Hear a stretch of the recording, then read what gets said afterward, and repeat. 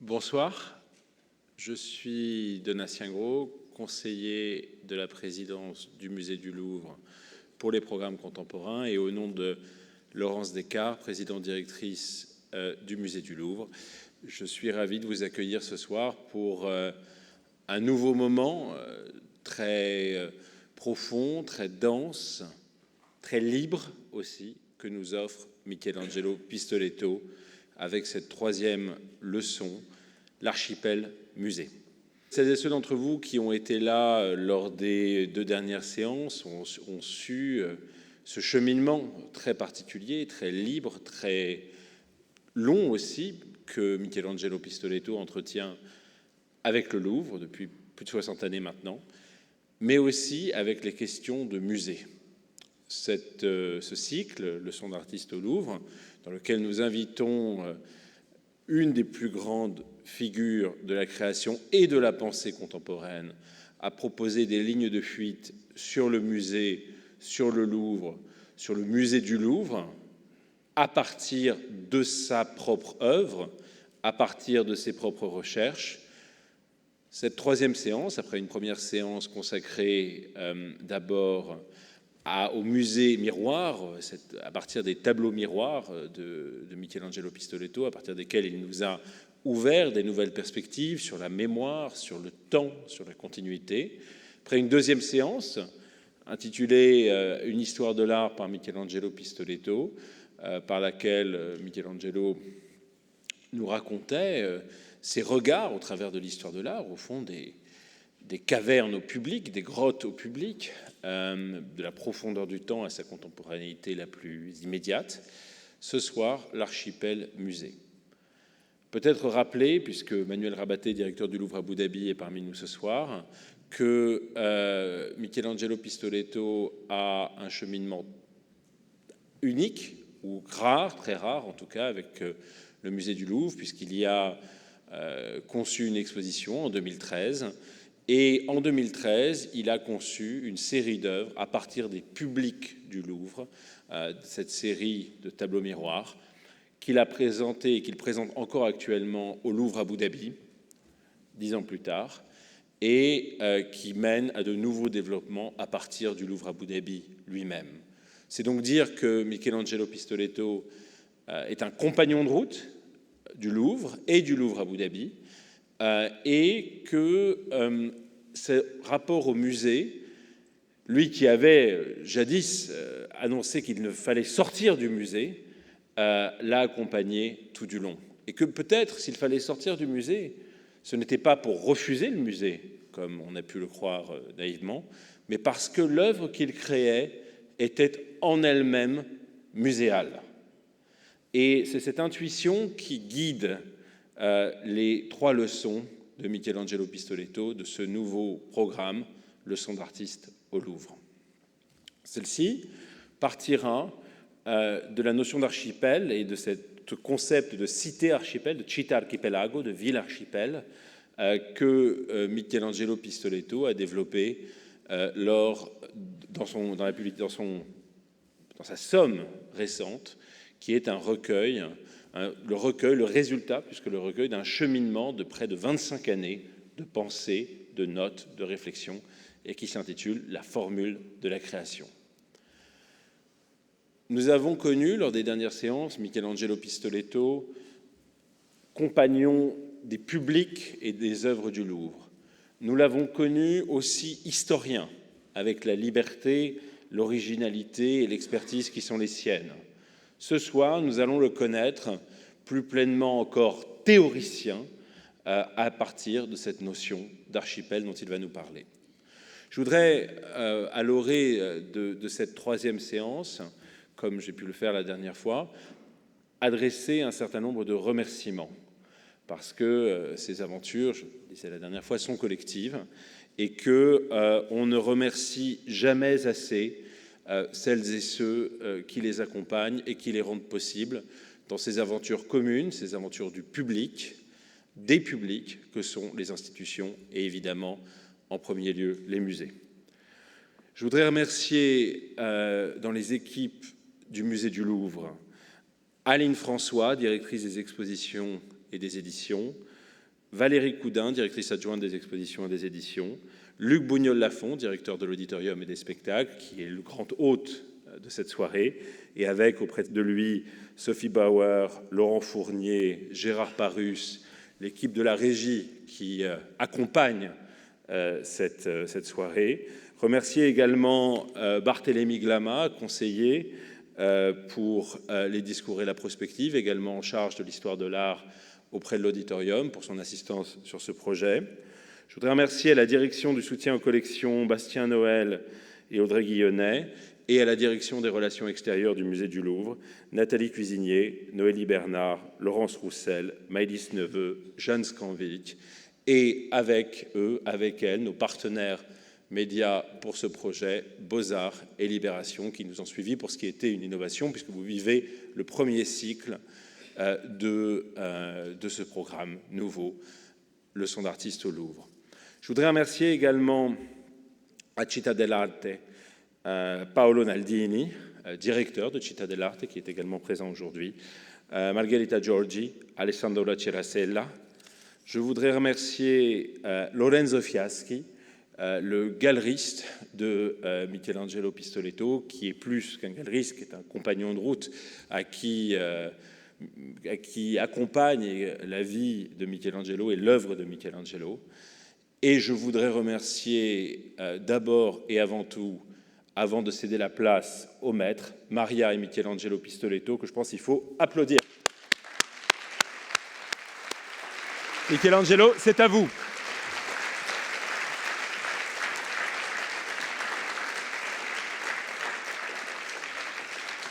Merci d'être ici, si nombreux. C'est la troisième fois que je parle ici dans les dernières 3 semaines. Et j'espère encore avoir la possibilité de communiquer quelque chose qui vous intéresse. Je partirai de la formule de la création. Vous voyez sur l'écran, vous voyez à gauche le signe mathématique de l'infini. Pourquoi je suis attiré par le signe mathématique de l'infini? Parce que l'infini, je l'ai trouvé en travaillant dans mon art quand j'ai fait le tableau miroir. Dans le tableau miroir, vous voyez tout ce qui existe devant le tableau.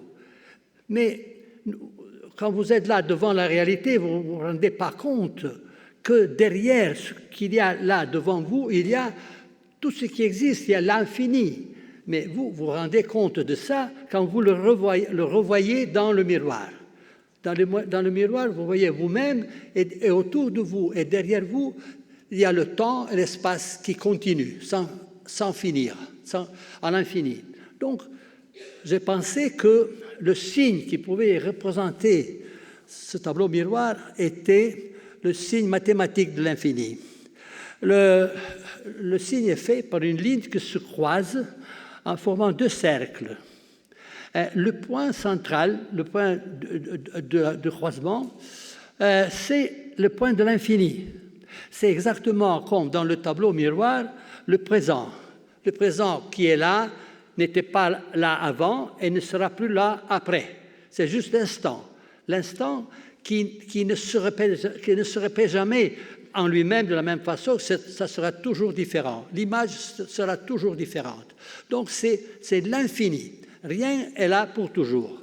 Donc, j'ai dit, mais cet infini, qu'est-ce que je peux en faire pour faire sortir de cet infini le fini, la réalité qui continue à exister devant l'infini.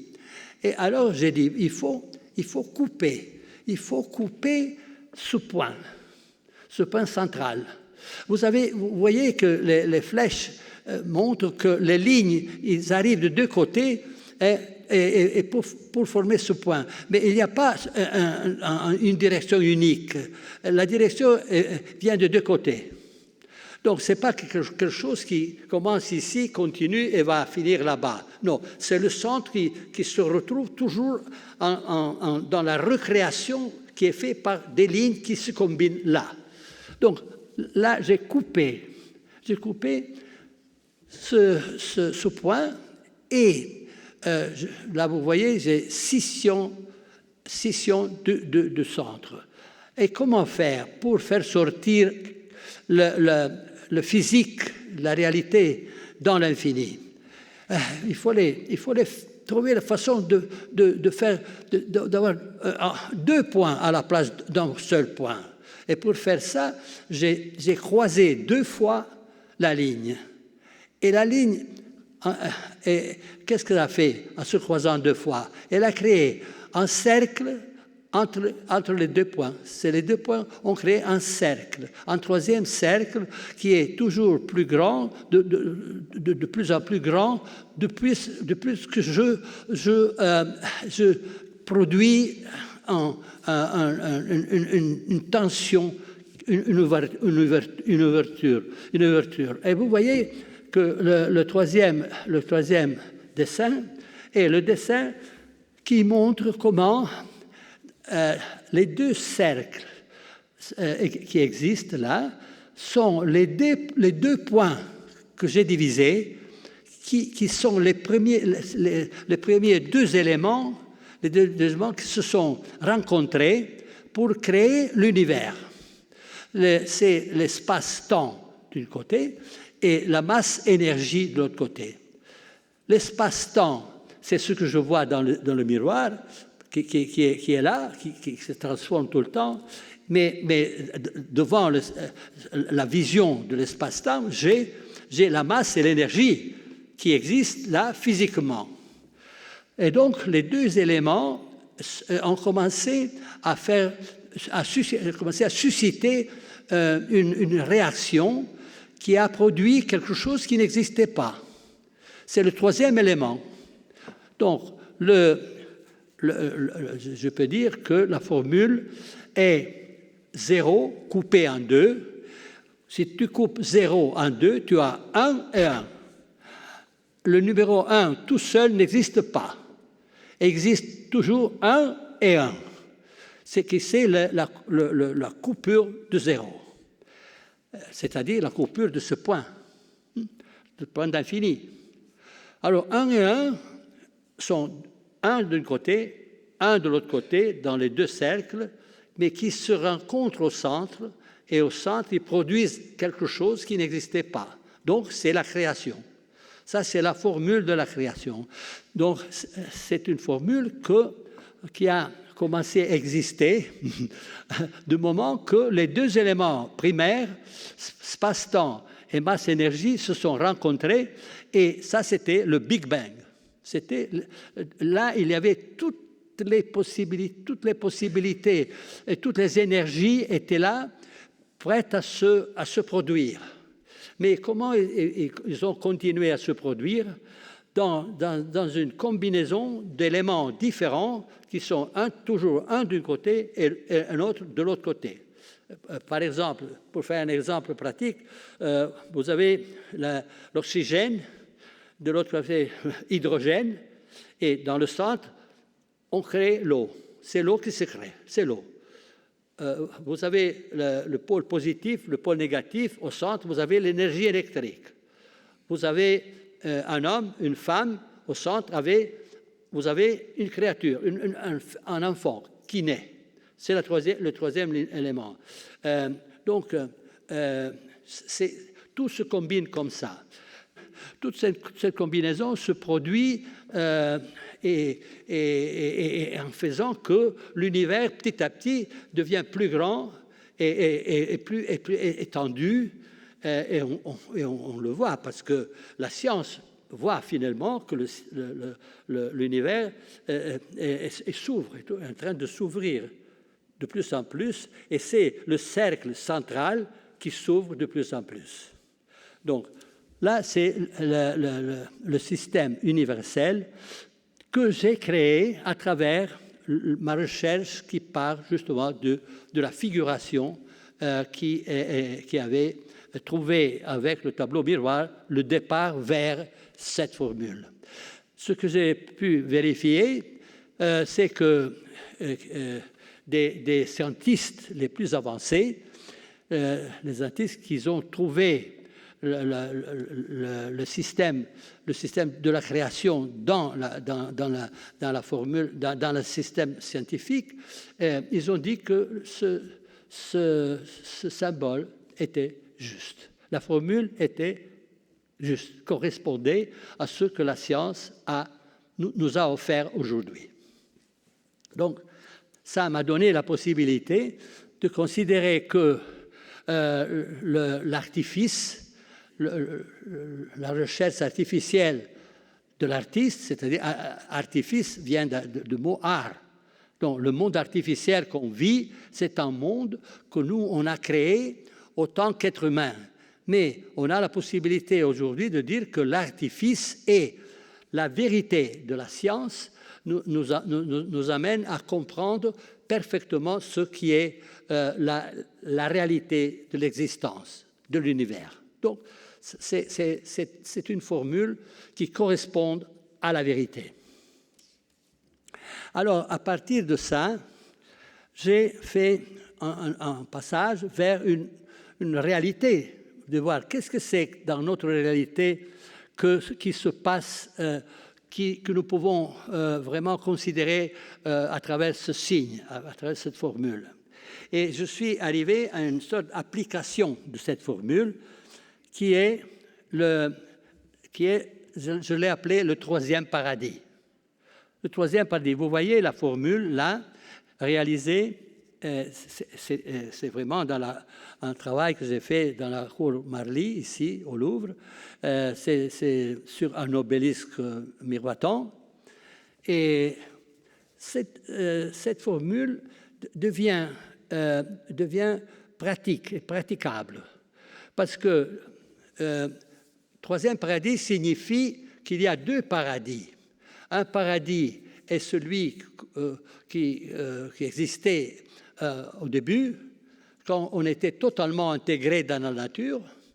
Le deuxième paradis est le paradis artificiel qu'on a créé à nous en produisant tout ce qui existe aujourd'hui, qui est notre monde artificiel, mais les deux paradis, nature et artifice, je les ai mis dans les deux cercles opposés. Et au centre, c'est l'espace qui attend que les deux éléments, artifice et nature, se rencontrent. Parce que nous avons maintenant un conflit entre la nature et l'artifice. L'artifice est en train de créer une consommation de la nature. L'artifice est devenu ennemi de la nature. Donc, on a un contraste, on a un conflit. Et alors, c'est pour ça que dans le cercle central, il faut créer le troisième paradis, qui est l'équilibre, qui est l'harmonie entre nature et artifice. Alors ça commence à être une sorte de vision mythique de ce qui peut être le futur. Notre futur, ce n'est pas seulement un mythe qui est tourné vers le passé, comme normalement on voit dans le musée qu'il y a des mythes qui traversent toute l'histoire. Maintenant, c'est une histoire mythique qu'on doit chercher pour le futur. C'est nous à le déterminer.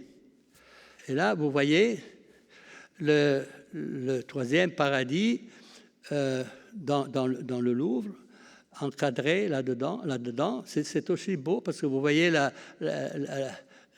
l'ombre sur la derrière du troisième paradis.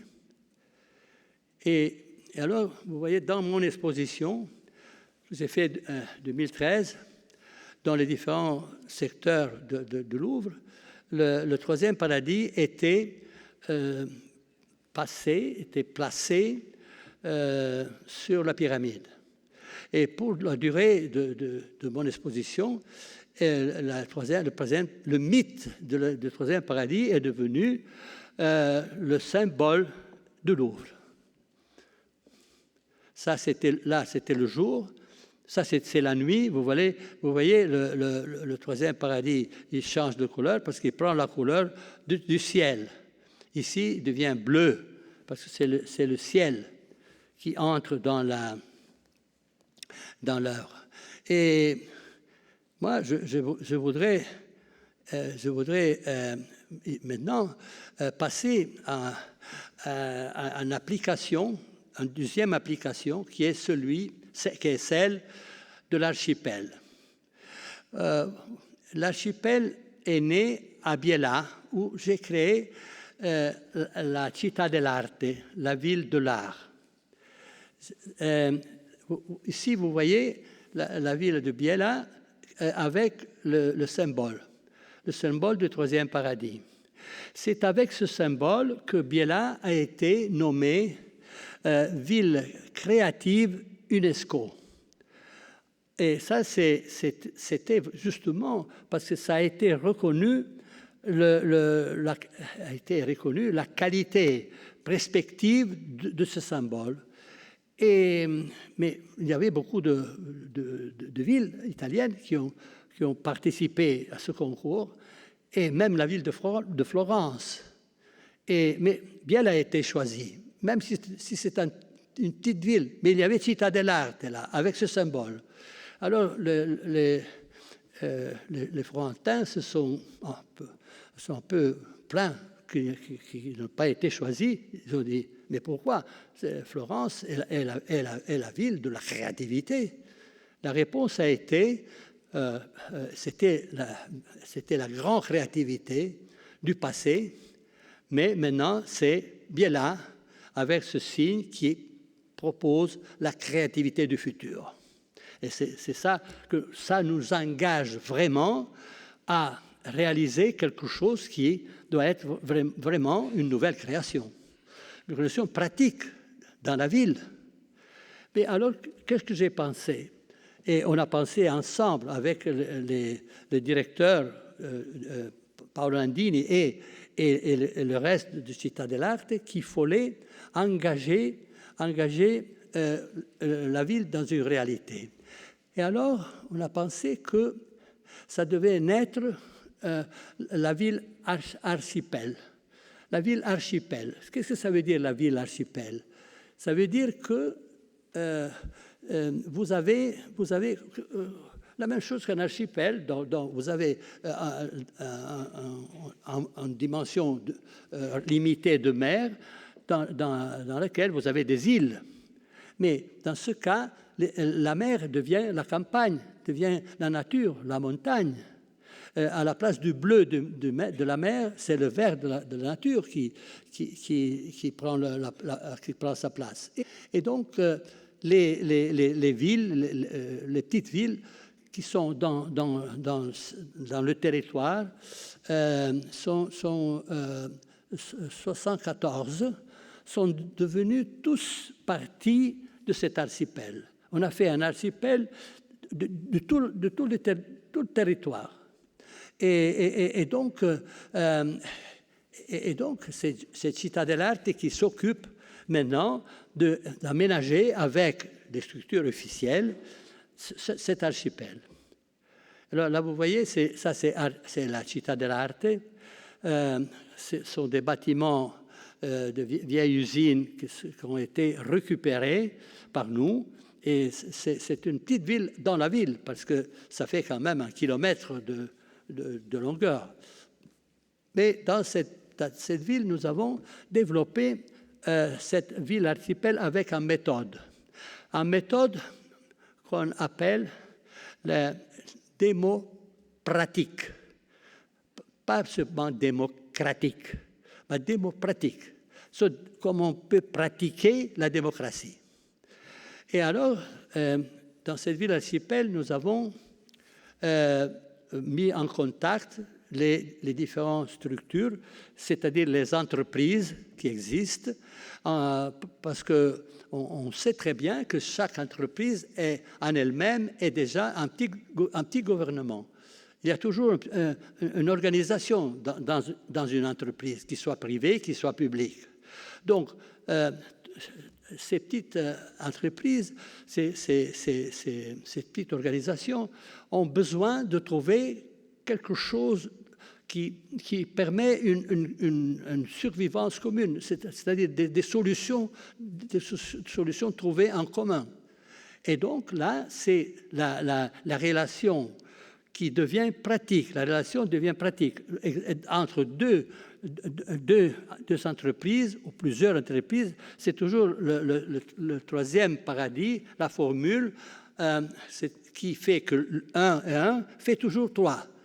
Le 3 est la solution politique, pratique de l'organisation entre les différentes entreprises. Et ça, c'est un système qui fonctionne aussi parce que ça se permet de faire que les différentes villes de l'archipel puissent se organiser en faisant des rencontres qui permettent de trouver des solutions pratiques. Mais on fait des rencontres vraiment bien organisées de la façon qu'on puisse avoir un argument, par exemple l'argument de l'électricité, du transport, l'école, la campagne, la nourriture, sont tous des arguments qui sont intéressants pour tous. Et ça fait qu'on puisse utiliser cet archipel pour en faire vraiment une ville tout à fait nouvelle qui intègre la nature et l'artifice. Donc là, vous avez dans Città dell'Arte, nous avons là une maquette de ce qui est le territoire. Et dans cette maquette, vous voyez là, par exemple, vous avez les îles, les îles qui sont les éléments fabriqués. Et tout le reste est la nature. Et c'est à travers cette combinaison de contacts et propositions qu'on arrive à en faire un système même politique, même économique, spécial, tout à fait nouveau, qui peut être reproduit aussi ailleurs. Là on arrive au musée du Louvre comme archipel. Comment on peut dire bon, archipel, musée du Louvre. Quelle est la mer? Quelle est la mer du Louvre? Bon, la mer du Louvre est son espace. L'espace qui vous voyez, le grand espace du Louvre, c'est son espace. Dans cet espace, il y a toute l'histoire. L'histoire est l'élément qui produit tous les secteurs qui doivent se retrouver pour combiner une vision de la société, une vision du monde. Et donc, en regardant ce qui a été dans le passé, on peut recombiner l'histoire et en faire quelque chose de nouveau, en faire quelque chose qui n'existait pas. Donc, en faire un acte de création, un acte de création qui va toucher tous les éléments de la religion, de l'économie, de la politique. Et donc, le Louvre peut être un lieu où ça se passe. Vous voyez, quelle est la mer?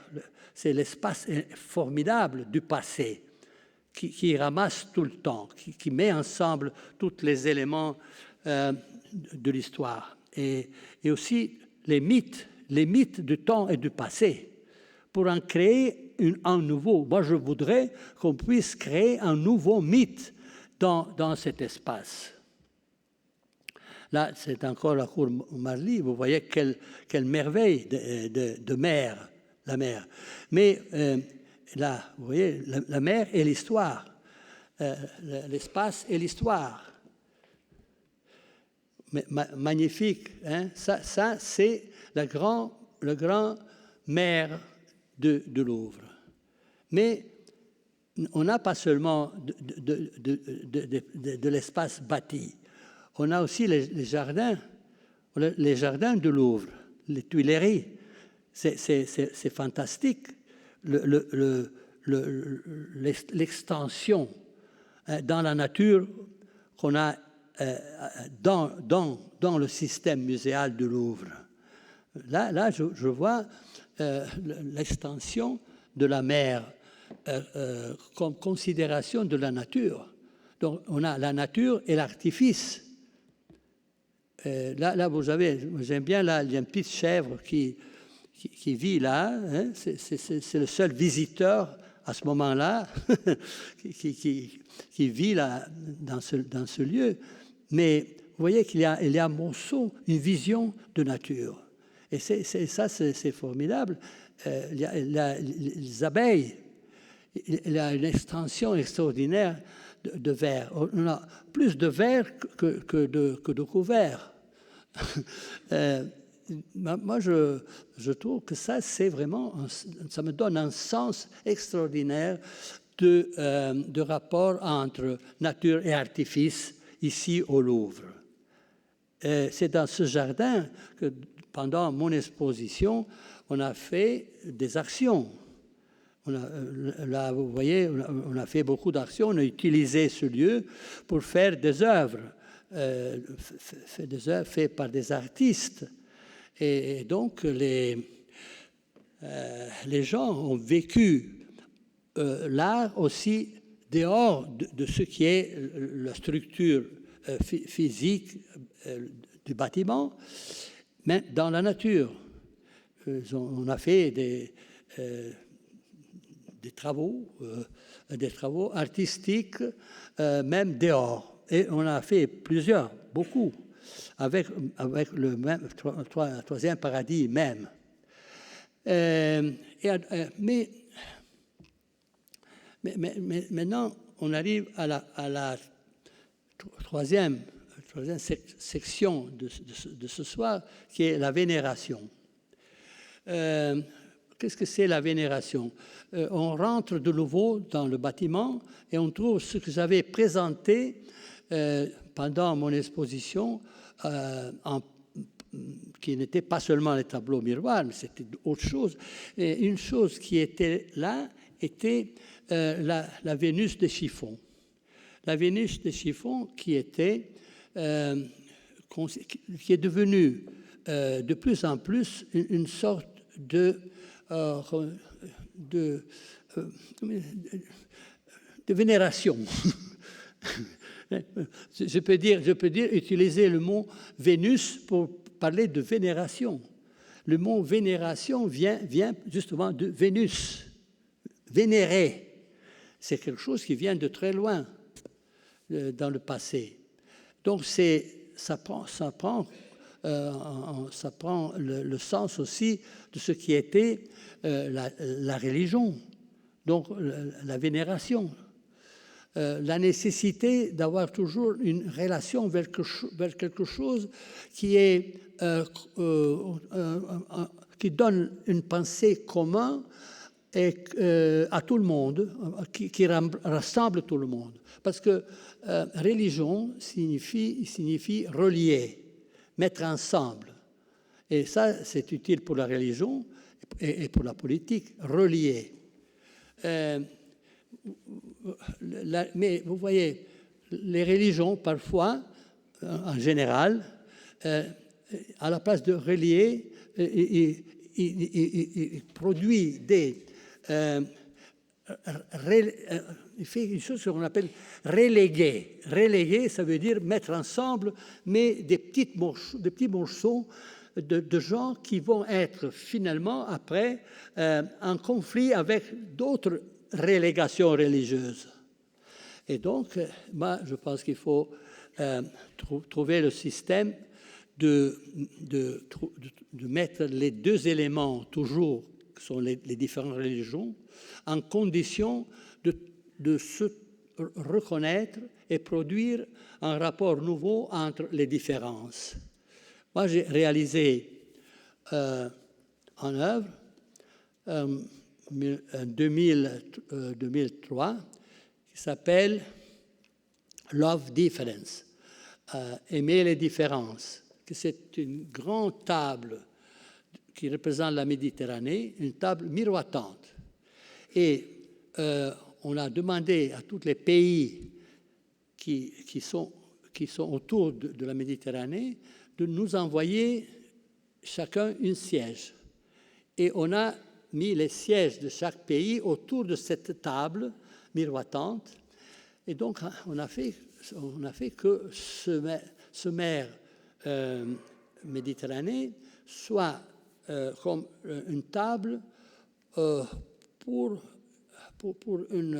un rapport de connexion, de rencontre, comme un petit parlement culturel. Un parlement culturel.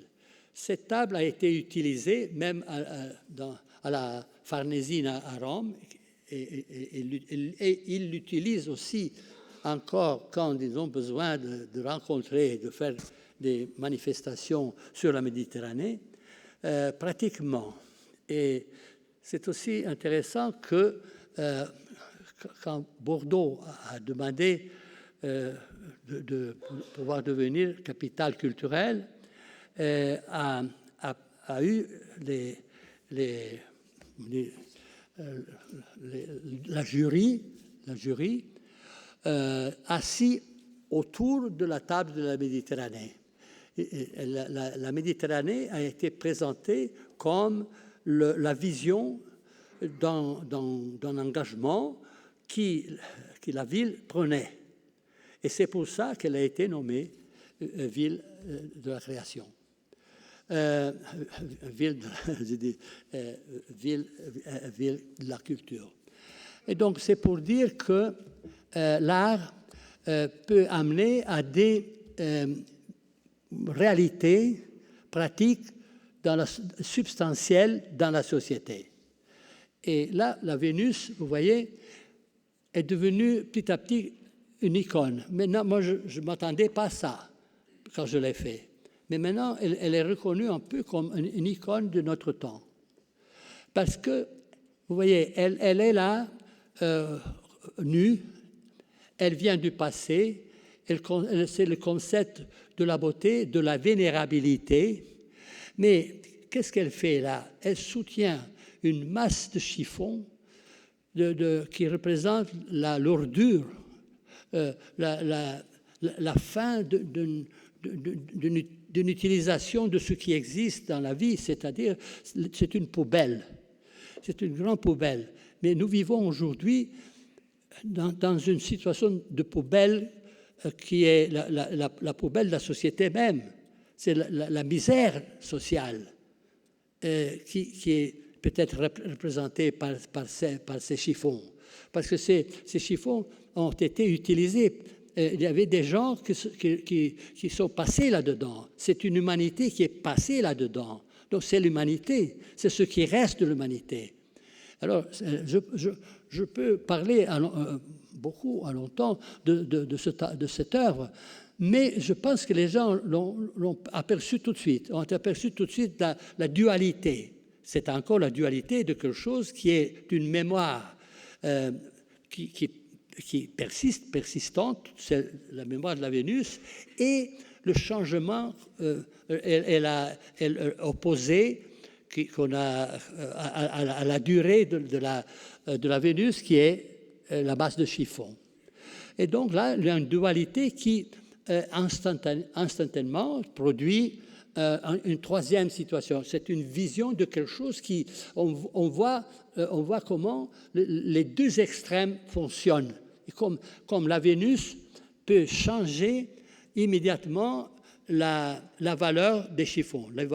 Les chiffons deviennent beauté eux-mêmes. Mais quand j'ai fait ça, je ne pensais pas que ça aurait été prophétique, tellement prophétique, quand je l'ai fait en 67. Parce qu'à ce moment-là, les chiffons, ils existaient. Il y en avait beaucoup, de plus en plus. Mais maintenant, il y a des quantités de chiffons qui couvrent des plages en Afrique. Et donc,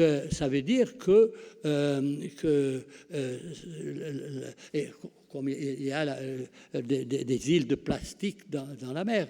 Donc, on est dans un moment dramatique dans lequel il faut vraiment faire que la nature et l'artifice et la beauté et la dégradation puissent trouver un équilibre. Et alors, c'est pour ça que le troisième paradis fonctionne. Là, vous voyez la Vénus dans le lieu où elle était placée. Vous voyez qu'elle a les pieds par terre. Et parce qu'on ne peut pas mettre les chiffons sur des bases, parce qu'on ne peut pas glorifier les chiffons. Il faut que la Vénus se baisse à la hauteur des chiffons pour les embrasser. Et alors, là, vous voyez comment, dans le Louvre, toutes les sculptures sont sur des bases, sont levées du sol, sont mis en position de hauteur, distanciée du sol. Et la Vénus, avec les chiffons, reste là-bas. Et vous voyez la différence entre une sculpture du Louvre et une sculpture de Pistoletto.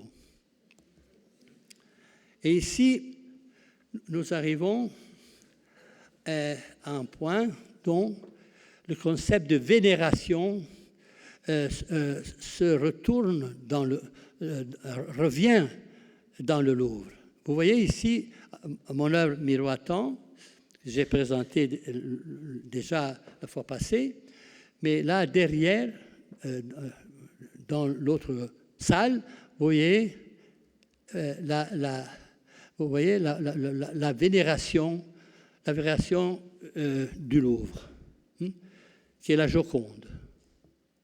Ça, c'est une autre œuvre qui est de l'autre côté, dans la paroi, de l'autre côté de l'entrée vers la Joconde. Et donc là, vous avez le miroir, vous voyez l'homme qui a les pieds par terre, comme qui ramasse la lourdure, et la Joconde. La Joconde est la vénération, et la vénération du Louvre. Alors, moi, j'aime beaucoup cette photo, parce que c'est un truc incroyablement significatif de ce qui est le Louvre et la possibilité de s'ouvrir vers le monde, vers le spectateur, et de voir comment cette vénération peut prendre un sens nouveau. Et c'est comme ça que je vais vous montrer quelque chose qui a été fait ici au Louvre un an avant mon exposition, c'est-à-dire 2012. 2012, il y avait, j'ai passé toute l'année en pensant que il y avait cette prédiction que le 21 décembre 2012 aurait été la fin du monde, le jour de la fin du monde, parce que le calendrier Maya arrivait à la fin. Alors c'est pour ça que le monde entier disait, bon, c'est la fin du monde. Et moi je disais, et à Città dell'Arte, on disait, ça ne sera pas la fin du monde ce jour-là, mais on est en chemin d'y arriver. On fait tout ce qu'on peut pour y arriver, avec notre capacité de destruction. Alors, j'ai dit, bon, alors il faudrait que ce jour-là soit le jour de la Renaissance. Le 21 décembre, le jour de la Renaissance, de Rebirth Day. Et c'est comme ça qu'on a organisé des rencontres dans les différents pays, dans les différentes personnes, artistes, institutions, groupes de personnes qui ont fait ce signe d'une façon tout à fait personnelle et originale du lieu. Et on a pu mettre ensemble 80 déjà pour le jour de 21 décembre, 80 initiatives, 80 performances, 80 vidéos qui ont été mises dans le catalogue dans le catalogue même de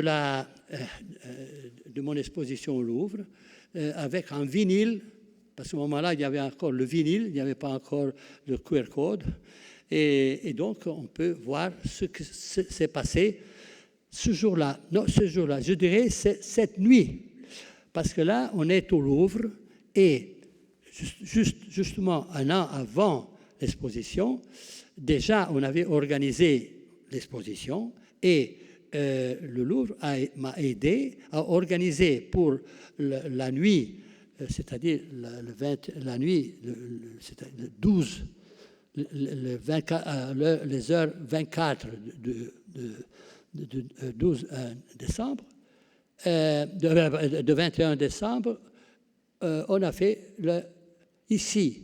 Vraiment, ça, ce que vous voyez, c'est fait à ce moment-là, le moment de la fin du monde et en même temps le moment de la Renaissance. Et après, à ce moment-là, à partir de ces 80 interventions, les ambassades de la régénération sont nées. Et maintenant, il y en a 220. Et hier, j'ai rencontré ici à Paris, mais je ne vais pas raconter trop, mais la naissance d'une nouvelle ambassade. Et on a une ambassade parisienne aussi maintenant. Alors, vous voyez, ça c'est ce que j'appelle le mythe qui, je pense, peut être toujours transformé et mis en condition de faire qu'un lieu comme le Louvre puisse devenir le mythe du futur. Bien, c'est tout.